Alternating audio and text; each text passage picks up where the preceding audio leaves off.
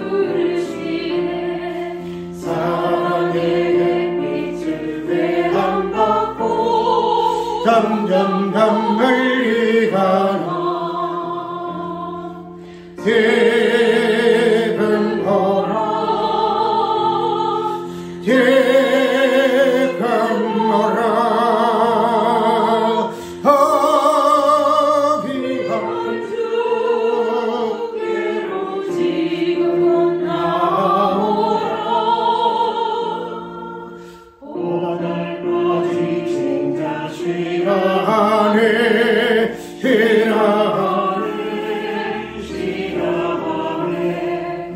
뜨거운 짐진자가 나오라 기회해 주시리라 지금 오라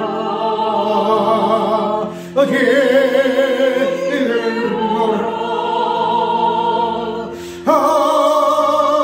위한 주께로 지금 나오라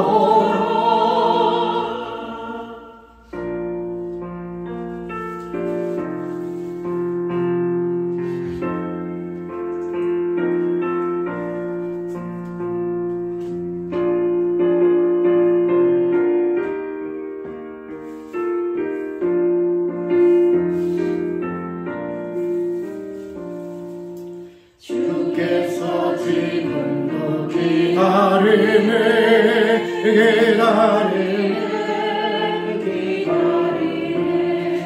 죄짐을 가지고 나나오라 어서 주 앞에 오라 지금 오라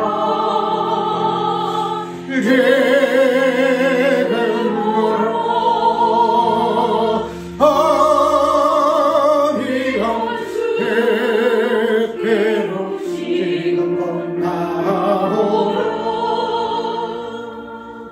주님의 소리를 들어보라 들어보라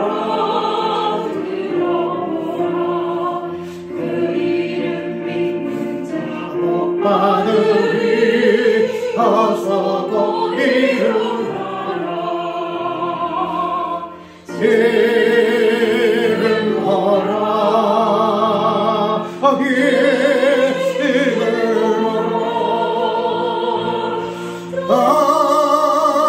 위한 주께로 지금 나오라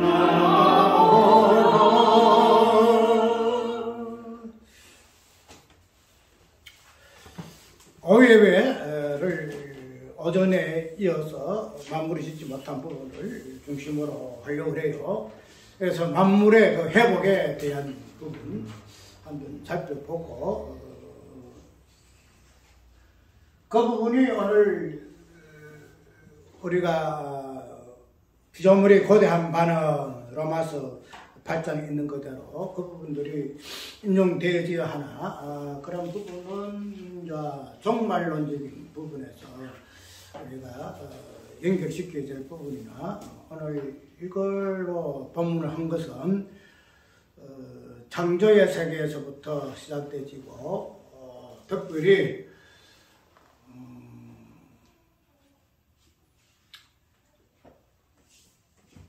창조의 세계라는 이 부분에서 보담도 오늘은 좀 그 특이한 어떤 내용인데 그런 부분을 좀 해보려고 그래요.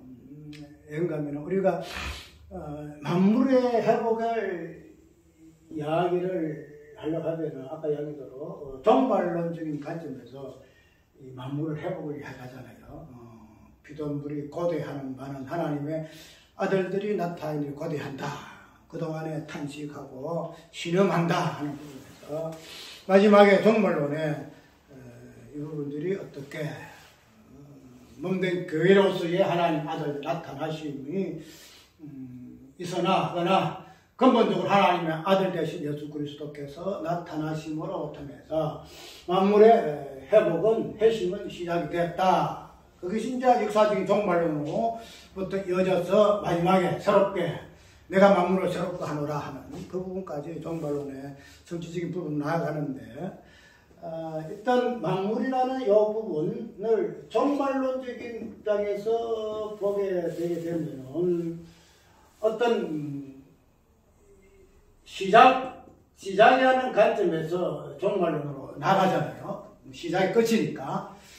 근데 이 부분이 이야기하려고 하면 우리가 사도행전에서 나오는 것으로 예루살렘부터 시작해서 어디까지? 땅끝까지 이 부분을 우리가 이야기를 함으로 이래가지고 여기 이제 종말론의 부분으로 이야기를 많이 좀 하거든요. 그래서 우리가 이때까지 살펴본 부분이 이 땅끝까지는 종말론적인 관점에서 저번에도 지리적인 뭐 딴 것이 아니고 자기 땅에 오는 실존적인 땅의 개념되는 예수 그리스도가 땅의 끝에서 이 땅 오신 것 자체가 땅 끝까지고, 그런 부분에서 자기 몸된 교회에 이 부분을 인간 역사적인 종말론적인 부분에까지 언급을 하는 부분으로 우리가 이해해서 땅 끝까지 복음 전하 선교해야 한다는 부분으로 우리가 이야기를 많이 했는데, 그런데 이런 부분을 하게 되면은 어쨌든 우리가 이런 부분에서 여태까지 생각했던 그 이유가 현상적인 부분에서 창조 후의 세계에서 시공간의 어떤 흐름을 통해서 이 부분을 살펴볼 수밖에 없는 그런 세계가 지금 3차원의 세계잖아요. 그렇게 되면은 그런 부분에서 우리가 이때까지 성경을 많이 본다는 거죠. 그런데 이러한 뭐랄까 현실적인 창조 후의 세계에서 벌어지는 그러한 역사와 사건들을 통해서 구속을 이야기하고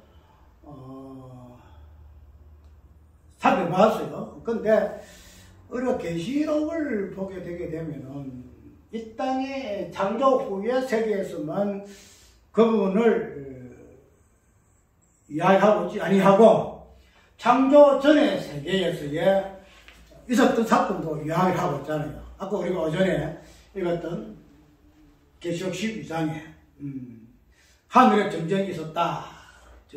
그거는 창조 후의 세계가 아니거든요. 창조 전의 세계에서 있었던 일을 그렇게 잠깐 언급을 해요. 그런데 그게 우리가 어쨌든 우리의 세계는 창조 후의 세계이기 때문에 그런 부분을 가지고 창조 전의 세계를 이해한다는 것은 굉장히 어려워요. 또 그 부분에 대해서 자세하게 창조 후의 세계와 같이 그냥 구질구질이 이야기하고 있는 부분이 없어가지고 창조 쪽에는 어떤 세계였을까, 어떤 현상이 있었을까 하는 부분이 궁금하기도 하지만은 그 부분을 가지고 이게 맞아 이렇게 설명한 사람은 아무도 없어요. 왜? 성경에서 그런 말하지 않기 때문에 단지 그냥 요한계시록에 있는 그 한상, 사도 요한이가 봤던 그 한상에 근거해서 보좌 위에 앉으신 하나님, 그리고 보좌 위에 옆에 앉으신 예수 그리스도, 24 장로들, 그 천사들, 그 다음 그룹들, 그런 부분들이 이제 언급되어 있는데 그런 부분들에 있어서는 이 현상세계는 없는 부분이잖아요. 그러니까 그런 부분에서 이야기하고 있지만은 깊이 있게 이야기를 못해요. 이야기를 못하는데 그냥 현상세계에서 이런 그것을 하나 예표로 삼아가지고 이 땅에서 그런 부분들이 어떻게 하는 현상들이 이 땅에서 현상적으로 실현되어지고 있는가 하는 부분이 보여주는 것이 성경의 말씀인데, 그래서 우리가 종말론적인 땅끝까지나 이 부분들을 보게 되면은 그런 현상학적인 창조 후의 세계에서의 관점에서 땅끝이라는 공간과 시공의 관점의 어떤 종말론 부분으로 이야기를 하고 있잖아요. 그런데 이 부분에서 우리가 자주 언급하는 부분이 뭔가 하면은 너무 현상학적인 부분에서 이렇게 조명을 하다 보면은 현상의 주체가 우리기 때문에 현상 주체가 우리기 때문에 이 땅에 있는 보이는 그런 것들이 주체이기 때문에 그런 것을 비추어서 우리가 해석을 하고 적용할 수밖에 없다는 거지. 그런 부분의 주체가 인간이잖아요. 나라는 존재인데. 그리고 이것을 좀 탈피를 해서 현상학적인 현세, 창조세계에서의 이 부분들이 중심이 되겠지만 이러한 것들이 어디에서 출발을 해서 이러한 부분으로 현상학으로 나타날 수밖에 없는가 하는 부분으로 보게 되어지는데, 그래서 오늘 제목이 만물의 해심이라는 거죠. 만물의 회복이라는 거죠. 그러면은 우리가 만물의 해심과 회복은 우리 인간의 어떤 창조의 세계에서는 분명히 만물의 마지막 때에 그 부분에서 바라볼 수 없는 개념이 들어있잖아요. 그런데 그 부분에서 해심이 있을 것이고 회복이 있을 것이다 해서 우리가 이때까지 로마서에 있는 그걸 인용을 해가면서 이야기를 했다는 거죠.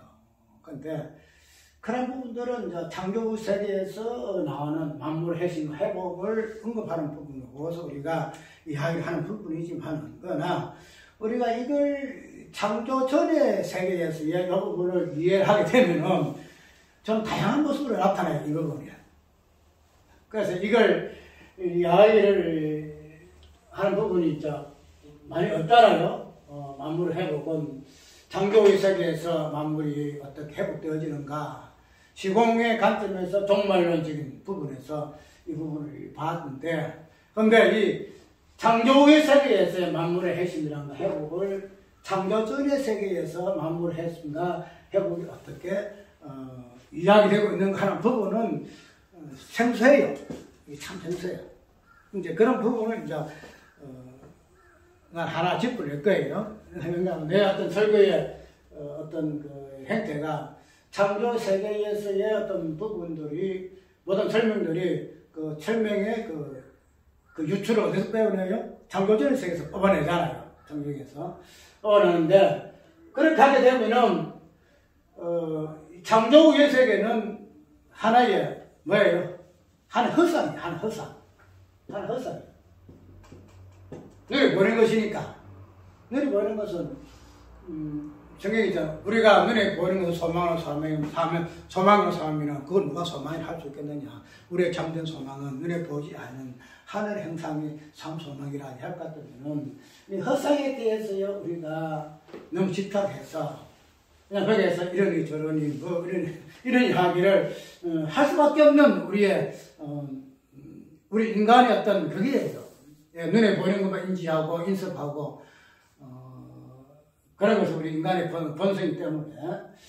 그러면 오늘 이 부분을 만물의 회복이란가 해심이라는 이 부분들이 창조전의 세계에서 이 부분을 한번 끌어내 볼 것 같으면은 이걸 어떠한 것으로 설정을 해야 하는가 하면 이거 설정을 그냥 만물이 그냥 회복 해심이 창조전 세계에서 이렇게 했다 하는 것보다도 그 설정을 해야 돼요. 설정이라는 것은 무언가를 하나 깔아놓는 것을 의미하잖아요. 뭐 깔아놓고 이것 따라 깔아놓은 그대로 하나하나 유행되지는 것을 설정이라 이렇게 이야기를 하는데, 우리가 일단 시공간에서 이야기하는 부분도 있겠지만, 특별히 이 창조 후의 세계에서의 딱 두 가지 개념이 중심이 돼요. 두가 딱 중심이 돼가지고 그걸로 중심해가지고 이게 하나하나 이게 이렇게 돼가는데, 그게 설정이에요. 설정. 무엇을 이야기하는가 하면은 창조 후의 세계, 즉 창세부터 계시록까지의 모든 그 내용들은 이 두 가지 설정을 통해 가지고 하나하나 풀어나가요. 무슨 의미가 하면 우리가 교회를 이야기할 때에 교회는 두 개의 교회 있잖아요. 그죠? 왜요? 유대인 교회가 있고 그다음에 이방인 교회가 있잖아요. 이방인 교회에서. 교회는 이 두 개의 교회밖에 없어요. 그 다음에 이스라엘하고 이방인하고 이게 대한 내용이거든요. 이스라엘은 어떻고 이방인은 어떻고 이것을 구원론적으로 그 다음에 교회론적으로 이야기를 좀 하고 있다는 거. 그러면은 우리가 이 정말론적인 이 부분에서 시작이 뭐냐? 우리 시원관에서 이 땅에서 창조 후의 세계에서의 그 정말론적인 이 부분을 시간과 공간으로 출발할 것 같으면 시작이 어디예요? 유대교회죠, 유대. 이스라엘로부터 출발을 해요. 그 다음에 그 끝이 어디예요? 이방교회.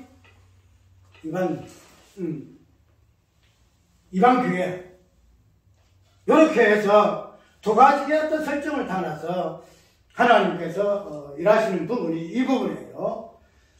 그렇게 되면은 우리가 창조 후의 세계에서 두 가지 어떤 설정을 가지고 이 세계를 해석을 해낼 것 같으면은, 이제 이거 전체라고 합죠. 전체 입장에서 창조 후의 세계에서만 보지 말고 하나님께서 당신이 작정하시고 예정하신 모든 것들을 운행하시는 그러한 뭐라 할까? 설정이랄까? 개념이랄까? 설정이랄까? 이 부분을 창조 후 세계에서 이 부분을 찾아본 보다도 창조 전의 세계에서 설정을 한번 해보자고요. 그러면은 창조 전의 세계가 창조 전이 창조 후의 세계에서는 출발을 볼 것 같으면은 어디에 해석이 되겠지요? 유대인의 관점에서 이 부분을 보겠지요. 그 다음에 그러니까 우주 전체입니다. 창조 전의 세계나 창조 후의 세계나 창조 후의 세계만 하나님의 구속사역이 베풀어지는 것이 아니고 창조 전의 세계에서부터 하나님의 구속사역이 시작되기 때문에 그런 부분이 창조 후의 세계에서는 유대인과 이방인의 관점에서 이 부분을 풀어낼 것 같으면은 그런 부분을 큰 하나님의 작정이라는 이 부분. 아까 이야기대로 구속이라는 것은 창조 후의 세계에서 이루는 거 아니잖아요. 용이 전쟁이 일어났는데 미가엘의 전쟁이 일어났는데 그 전쟁에서 피하여서 땅을 내쫓겼다. 이 부분을 우리가 구속사에서 인정하잖아요. 그러면은 창조 전의 세계에서도 하나님의 구속이라는 것은 이야기되지 않고 사건화되어 있다 이 말이죠. 그러면은 아까 여러분들이 창조 전에 대한 개념이 하나님의 시작으로부터 정말 이르는 그 부분들이 유대인과 이방인이라는 관점에서 이것을 설정해서 볼 것 같으면은 그것을 창조 전의 세계와 창조 후의 세계에서 딱 설정을 해볼 것 같으면 이 창조 전의 세계는 어떤 세계예요? 유대인의 세계다. 유대인의 세계야. 그 다음에 창조 후의 세계는 무슨 세계예요? 이방인의 세계예요. 이방인의 세계. 그렇게 되면은 창조 세계가 이방인의 세계고 이방인. 그래서 우리가 예수님께서 이 땅에 오실 때의 이 모습을 어떤 모습으로 이야기하고 있는가 하면 허감의 땅으로 지금 말해서 유대인의 입장에서 보게 되면은 분명히 허감 땅이 아니죠. 왜? 그들은 뭐예요? 테라 하나님 백성이고 그들에게는 모든 다 있기 때문에 그들에게는 허감이라는 개념을 잘 쓰질 않아요. 그런데 어둠과 허감이라는 이 개념을 쓸 때는 주로 어디에 적용을 많이 해요? 이방인들. 사망의 땅에 그네를 앉은 자들에게. 그래서 그 지역도 어떻게 이야기를 하고 있죠? 서불론 나사렛을 떠나 서불론과 납달리 지경에 있는 가버나움, 그 다음에 이방의 갈릴리여 이렇게 이야기하잖아요. 전체적으로 포함하고 있지만 어쨌든 빛이 비칠 때에 어디에 비추는 곳으로 이야기를 하고 있는가 하면은 이방의 땅에 비춰지는 것으로 이야기를 지금 하고 있다는 거예요. 예수께서 이 땅에 오심을 그런 식으로 이야기하고 있다는 거예요. 그러면은 우리가 창조세계에서 하나님께서 빛이 비쳐라 했던 그 말씀을 우리가 잠깐 살펴봤죠. 빛이 있어라 그런 부분은 그 빛이 있어라 하는 그 빛을 비추는 그 조명은 어디에서 하신 거, 어디에서부터 한 거예요? 창조 전의 세계에서 창조 후의 세계에 빛을 비추는 거예요. 그것이 이제 창조의 어떤 거형 속에서 이런 부분으로 진행되어지는데, 하나님께서 창조 전의 그 세계에서, 특히 말해서 유대인의 어떤 입장에서 뭐예요? 이방의 땅인 창조 후의 세계에 빛을 비추라 하는 부분으로 우리가 설정을 해볼 수 있다는 거죠. 그러면은 아까 이야기대로 빛이 빛이라는 이 부분이 창조 후의 세계에서 시작이 되어짐으로 인해서 모든 만물의 시작이 된다는 거죠. 그러면은 첫 창조 속에서의 빛이 빛이라시는 그 모습은 첫 창조는 무슨 창조예요? 만물 창조잖아요. 만물. 모든 만물의 창조라 이 말이죠. 단순하게 어떤 하늘과 땅만 짓는 거 아니고 그 가운데 있는 모든 것들을 포함해서 인간까지도 창조한 부분이 첫 창조 개념이거든요. 그러면은 그런 부분에서 하나님께서 빛이 비추라 했던 이 부분을 보게 될 것 같으면은 그 빛의 비침이 첫 창조 속에 만물에 비춰지는 부분으로 우리가 해석을 해낸단 말이죠. 그러면 우리가 아까 이 만물이라는 이 부분 창조의 세계에서는 무엇이에요? 마지막 때에 모든 것이 끝나고 마지막 때 만물을 회복할 때의 부분에서 만물의 회복을 이야기를 좀 하잖아요. 그런데 우리가 이런 부분을 첫 창조 속에서의 창조전의 세계에서 빛이 비쳐서 창조 후의 세계에 만물에게 빛이 비침으로 말미암아 그 부분을 아까 우리 어제에서 무엇으로 이해했지요?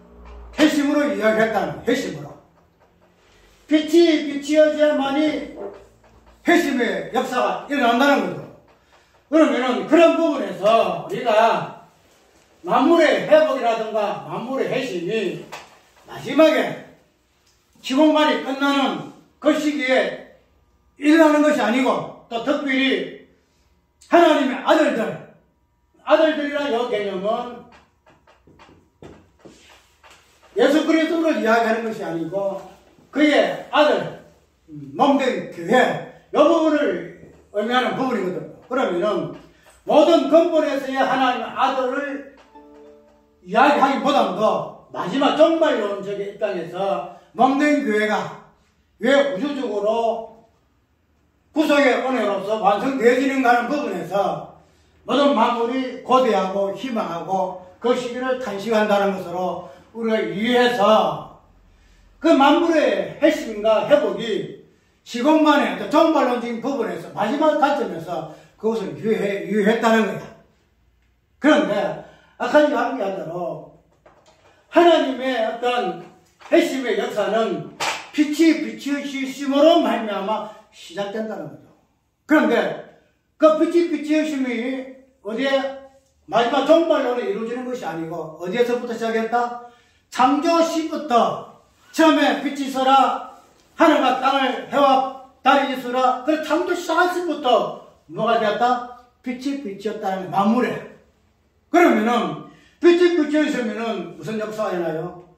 핵심과 회개의 역사가 일어날 수밖에 없다는 거예요. 일어날 수 없다는 거예요. 그러면 우리가 아까 이야기대로 모든 현상학적인 부분에서 해설을 하게 되게 되면은 우리 어떤 시야가 눈이 보이는 것에 치중할 수밖에 없다는 거죠. 그래 그 부분에서 중심이 나거든요. 사람이에요. 그러니까 모든 것을 사람에게 중심을 해서 인간을 중심해서 조명하기 때문에 교훈도 그렇게 받아들이지고 말씀의 교훈도 이래라 저래라 나에 대한 것으로 이 이야기를 한다는 거죠. 근데 우리가 이 창조전의 세계와 창조 후의 세계를 시작과 끝으로, 그래서 끝의 개념이 뭐예요? 첫 창조의 창조 후의 세계에서의 끝의 개념으로 이해할 것 같으면은 그 첫 창조 속에서의 하나님은 그냥 인간만 창조한 것이 아니잖아요. 그 가운데 해를 만드시고 달을 만드시고 별을 만드시고 그 가운데 공창을 만드시고 하늘과 땅 가운데 있는 모든 만물을 인간을 만드셨기 때문에 그런 부분이 인간의 어떤 것이 중심이 되어서 이야기하고 있지 않다는 거예요. 그런데 우리는 너무 인간 어떤 그 부분에서만 이야기를 하고 있다는 거죠. 그런데 거기 인간의 실존이 되는 예수 그리스도를 이야기할 것 같으면 괜찮은데 그거는 그냥 툭 던져버리고 그냥 우리 인간의 실존만 이야기를 하고 있으니 그런 시야를 이제는 좀 더 넓혀라. 창조 후의 세계에서만 우리 어떤 구속을 이야기할 것이 아니고 창조 전의 세계에서의 어떤 그 출발이 어떻게 이루어져서 창조 후에 종말이 오는 부분에서 이 부분들이 우리에게 성취화된 것으로 성경을 이야기하고 있는가 하는 부분으로 살펴보아야 될 것입니다. 그래서 빛이 있으라 함으로 인해서 이제 이 창조 후의 세계는 이방인의 땅으로 시작되는 거죠. 왜냐하면 빛은 어디서부터 나와요? 빛은 유대인으로부터 나와요. 유대인으로부터. 특별히 유대인의 어머니가 되면 어디에서 났다요? 예루살렘부터, 예루살렘에서부터. 그래서 사도행전 보게 되면 사도들 예루살렘 있잖아요. 그래서 전도 처음 시작하게 되면 예루살렘 올라가서 파송받고 예루살렘 올라가서 보고하고 그래서 예루살렘에서부터 모든 것이 시작된다는 거죠. 그러면은 창조전의 세계에서 예루살렘이 있느냐 없느냐? 창조 세계에서도 예루살렘이 있어요. 그러면은 창조의 세계에서 예루살렘에서부터 무엇이 나왔다? 빛이 발하여졌다. 빛이 발하여졌다. 그래서 그 빛이 어디에 비춰졌다? 이방인의 땅인 창조 후의 세계에서 이 빛이 비춰짐으로 인하여서 뭐가 했다? 아까 얘기했대로 서불론 땅과 납달리 땅과 그 다음에 갈릴리 땅과 그런 이방의 땅에 빛이 비침이 시작되었다라고 우리가 이해를 할 수가 있다는 거죠. 그래서 그런 빛의 비치심으로 말미암아 단순하게 우리가 그냥 빛이 비춰져서 하나님께서 첫 창조를 하나 먼저 만드시고 그 다음에 그걸 했다 이렇게 이야기하지만 아까 얘기했대로 이 빛은 4월에 회개할 때에 빛을 통해서 말씀하신 뭐예요? 핍박하는 여수다. 핍박하는 여수. 핍박하는 여수다.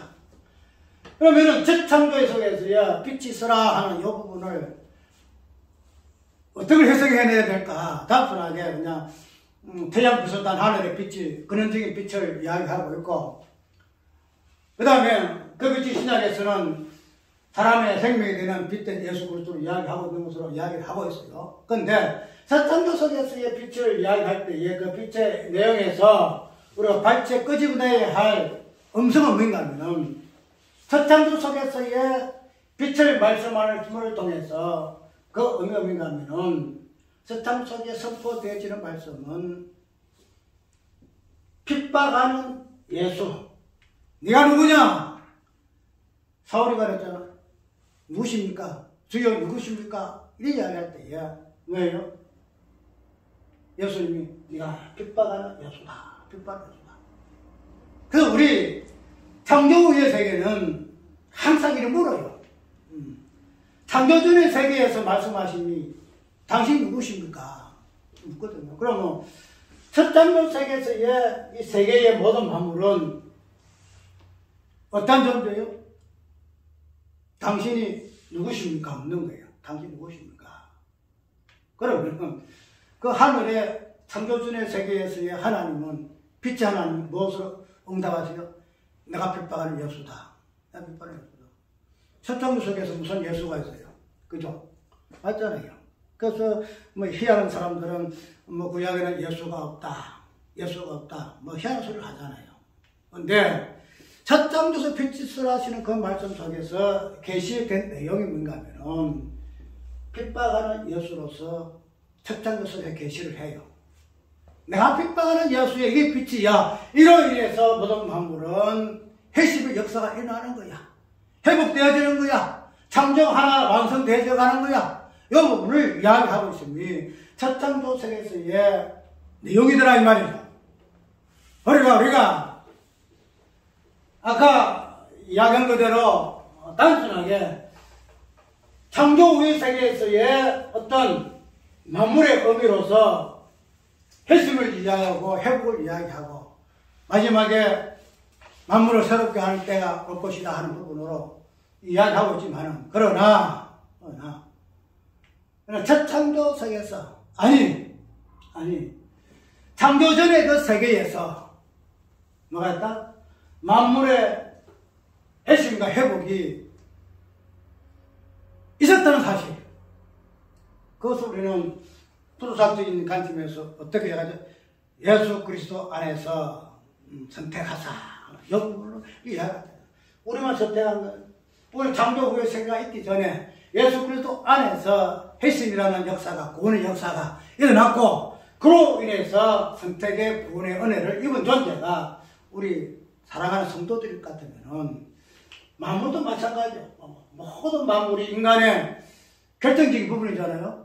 우리 인간의 구속이 완성된과 동시에 그 다음에 만물도 함께 회복되어지는 것을 우리는 구속의 완성으로 이렇게 이야기하는데 그런 부분들이 단순한 창조 세계에서의 만물의 어떤 회복과 회심 이야기하지 말고 창세 전에 이미 모든 만물의 회복과 회심이 완성되어진 상태에서 우리가 이야기를 할 수 있어야 한다는 거죠. 그것이 큰 틀에서 창조 전의 세계가 어떤 세계고 창조 후의 세계가 어떤 세계다. 그걸 큰 틀을 나누면은 유대인과 이방인의 관점에서 이 창조 후의 세계가 하나하나 열거해 나갈 것 같으면은 그것을 창조 전의 세계와 창조 후의 세계는 큰 틀로 나눌 것 같으면은 창조 전의 세계가 무엇을 의미하는가, 창조 후의 세계가 무엇을 의미하는가, 이 부분들이 이렇게 쉽게 설정할 수가 있다는 거죠. 그래서 우리가 여기까지 너무 폭 좁게 창조 후의 세계에서만, 그것도 버겁지. 그것도 버거워요. 예. 그것도 우리가 다 해석하는 것이 어려워가지고 다 문해내잖아요. 아직도 비밀이 쌓여서 많이 있는데, 창조 전의 세계까지 이야기하는 것 자체가 우리한테는 어리석어야. 그 자체가 우리한테는 불가능한 것이야. 그러나 그런 어떤 성경의 말씀하고 창조 전의 세계에서의 창조 후의 세계에서 일어날 하나님의 구속의 사건들이 하나하나 예표적으로 보여지는 부분이 있거든요. 그런 부분들을 우리가 끄집어내서 만물의 회복이 과연 창조 후의 세계에서 어떻게 되어지는가 하는 부분들이 창조 전의 세계에서는 또 어떻게 이야기를 하고 있는가. 첫 창조 세계에서 빛이 빛출하신 이 부분들이 창조 전의 세계에서 어떤 의미에서 이방의 땅에 빛이 비춰지는 것으로 이때 예수님 오신 그 자체를 그런 식으로 말씀하고 있으니 아까 얘기한 예수님은 이방의 땅에 빛이 비추는 것으로 이 땅에 오심을 이야기하고 있거든요. 그러면은 빛이 비추시는 그 전의 어떤 세계를 우리는 유대인의 세계, 유대인의 어떤 예루살렘으로 우리가 이해를 할 수 있다는 거죠. 이건 하나의 어떤 비유적인 부분인데 그런 부분에서 우리가 좀 더 다양하게 성경에 보는 폭을 좀 넓혀서 이런 부분들을 하나하나 조합을 해가지고 새로운 어떤 관점에서 주제를 끄집어내는 것도 성경 어떤 보는 어떤 관점을 새롭게 하는 부분에서 좋은 방법이 될 수가 있다는 거죠.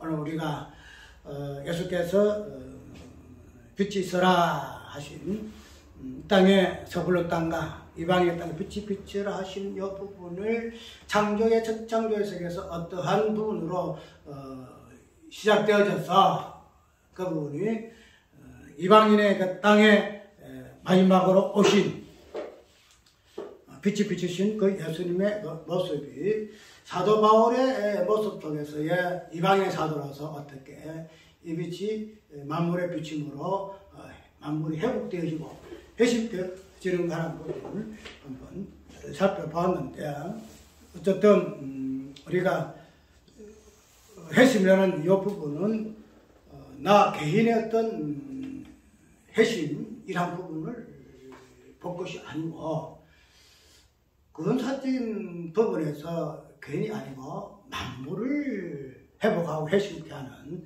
하나님의 일하심을 똑같으면은 단순하게 우리가 보통 이리 이야기하잖아요. 당신 회개에 금이 있습니까? 이리 이야기하잖아요. 맞죠? 당신 언제 회개했습니까? 이러잖아. 당신 회개 다 사람은 거듭나는 그런 부분이 있습니다. 이야기하잖아. 거듭남에 대한 확실한 증거가 없고 체험이 없으면은 그 사람이 거듭났다고 할 수 없다. 이런 식으로 이야기 강조를 많이 해요. 근데 그게 아니에요. 예를 들어 아브라함이 회개할 때에, 회심할 때에, 아브라함이 우상숭배한 걸 내가 회개합니다. 이런 것이 성경에 안 나오잖아요. 그냥 하나님 부르시고, 언약하시고, 당연히 계시하시고. 그래서 언약이 없는 아브라함에게 언약이 주어지고 이것이 아브라함 회심이에요. 그 아브라함의 구원이다. 모세도 마찬가지, 바울도 마찬가지, 바울 안에 있는 이방인의 회심도 마찬가지. 그래서 그런 관점에서 우리가 회심을 이야기하고 회개를 이야기하고 구원을 이야기하게 되면은 당신이 매달 몇 시에 회개의 증거를 하나님께 주어야지 그것이 당신이 회심한 것이지, 그거 없으면 당신 아직도 회개한 것이 아니야. 이렇게 해가지고 그냥 희한한 소리 다 하는 거야. 그게 아니다는 거예요. 그래 회개를, 회심을 내 개인적으로 자꾸 보게 되고, 이렇게 구원 받았나 안 받았나 어떤다 이렇게 하게 되니까 그런 부분에서 그냥 집중하는 거야. 근데 성경 그렇게 이야기하고 있지 않은 게, 창조 후의 세계에서도 이야기지만 창조 전의 세계를 이야기하고 있어. 창조 전의 세계를.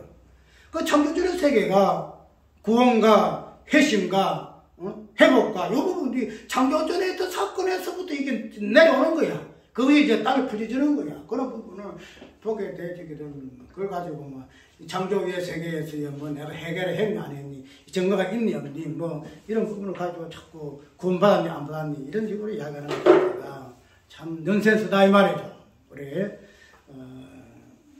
좀 성경을 보는 폭을 좀 다양하게 봐서 과연 성경이 그러한가 하는 부분들을 설교뿐만 아니라 성경을 깊이 묵상함으로 이 부분 하나하나 좀 더 깊이 더듬어가는 이런 어떤 성경 보는 관점을 통해서 설교도 폭넓게 좀 할 수가 있고, 자, 그런 것들이 좀 이상하게 보일지도 몰라요. 예를 들어 창조전의 세계와 창조의 세계를 유대인과 이방인의 관점에서 보는 거 하나의 어떤 비유지만은 그런 어떤 그 부분들이 하나하나 다른 부분에서 적용되지는 부분을 해가지고 그 해석되지 아니하고 또 적용되지 아니해서 방치되었던 이 부분들이 또 새롭게 해석되어지고 드러날 수 있는 그러한 하나의 어떤 방편이 될 수 있다 하는 부분에서는 좋은 현상이라는 사실을 우리가 꼭 기억하고, 오늘 만물의 회복과 그 회심, 그 부분들이 예수께서 이 땅에 비침으로 오는 부분에서 그것이 어떻게 우리에게 설명되어주고 있는가 하는 부분 다시 한번 시간이 있으면 묵상하는 귀한 시간이 있길 바라요.